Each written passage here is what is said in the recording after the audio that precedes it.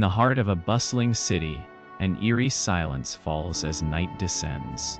Dark alleys hide secrets of the human psyche, where victims sometimes form bonds with their captors. This phenomenon is known as the Stockholm Syndrome.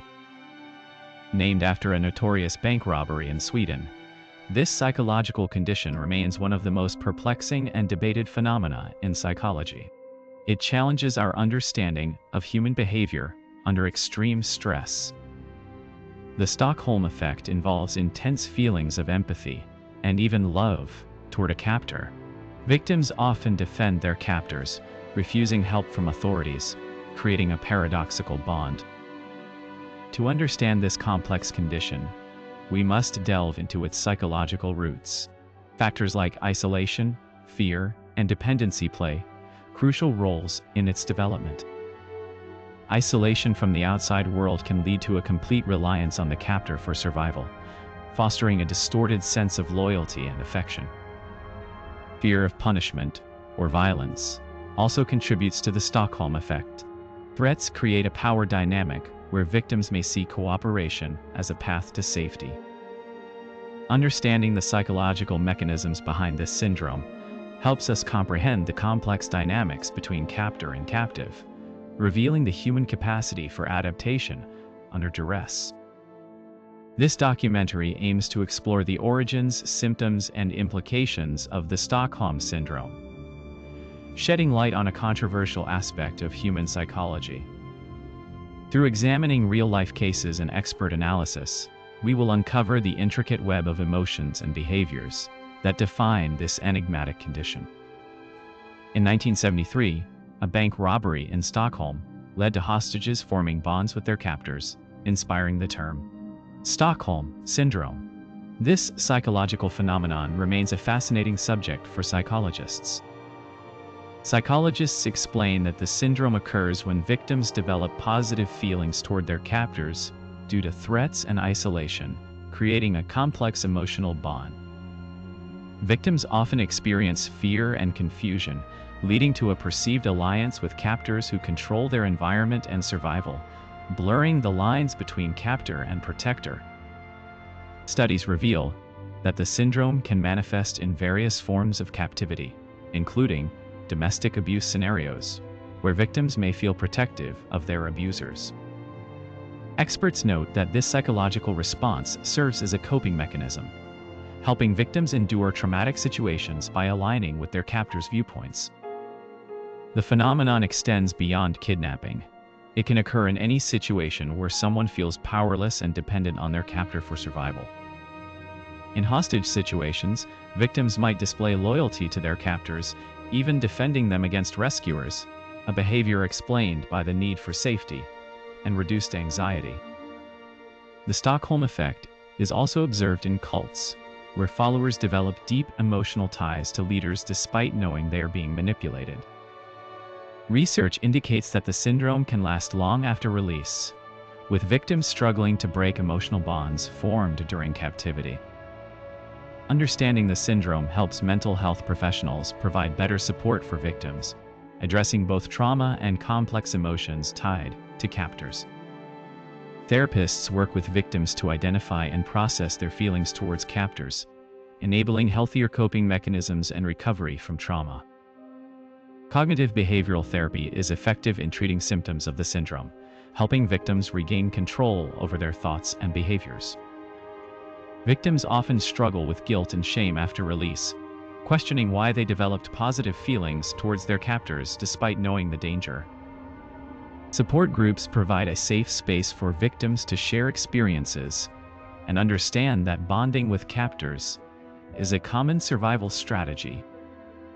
Educational programs raise awareness about the syndrome, empowering potential victims with knowledge to recognize and resist its psychological effects.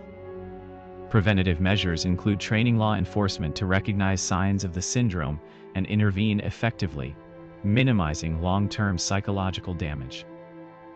Legal systems adapt by understanding the syndrome's impact on witness testimonies, ensuring fair trials without bias against victims who show loyalty to their captors. Global awareness campaigns highlight the syndrome's prevalence, advocating for improved mental health services and public education to combat its harmful effects. International studies compare the syndrome across cultures, revealing similar patterns despite varying societal norms and values.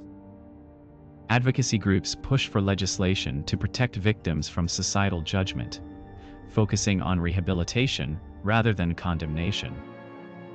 Comprehensive support networks are crucial for victims' recovery, providing ongoing care and resources to navigate post-captivity life. Mental health experts stress the importance of early intervention in recognizing and treating the syndrome, improving outcomes for victims. Educating the public about the syndrome's complexities empowers bystanders to recognize signs and offer support to those affected. By fostering empathy and understanding, society can better support victims of the syndrome, breaking cycles of abuse and promoting healing. Understanding the psychological mechanisms behind the Stockholm effect helps us comprehend why victims may develop feelings for their captors. It involves a mix of trauma bonding, dependency, and perceived kindness, leading to a complex emotional attachment. Trauma bonding occurs when a victim associates safety with the captor due to intermittent acts of kindness amidst abuse. This creates a powerful emotional bond, making it difficult for victims to reject their captors, even when rescued. Victims often feel isolated and dependent on their captors for survival, which fosters an intense bond. The captor's perceived care, despite underlying abuse, strengthens this dependency, blurring lines between protector and abuser. Recognizing signs of trauma bonding is crucial for intervention. Professionals must approach with sensitivity, acknowledging the complexity of emotions involved, to help victims safely detach from their captors without causing further harm. Understanding the Stockholm effect helps us recognize complex psychological dynamics in hostage situations. This knowledge can save lives by enabling timely interventions and support for victims. Victims often develop deep emotional bonds with their captors due to fear and isolation. Recognizing these bonds is vital for effective rescue operations and post-trauma care. Trauma bonding complicates rescues and recovery. Experts must consider psychological factors when planning interventions and rehabilitation strategies for survivors. Survivors often face societal disbelief and judgment after release. Understanding and empathy are essential to support their recovery journey. Support systems play a crucial role in healing. Community support groups and mental health professionals help survivors rebuild their lives. Educating the public about the Stockholm effect reduces stigma and promotes understanding. It encourages compassion towards survivors and supports their path to recovery. Awareness campaigns raise understanding and empathy. They help create a supportive environment for survivors, reducing social isolation and promoting healing.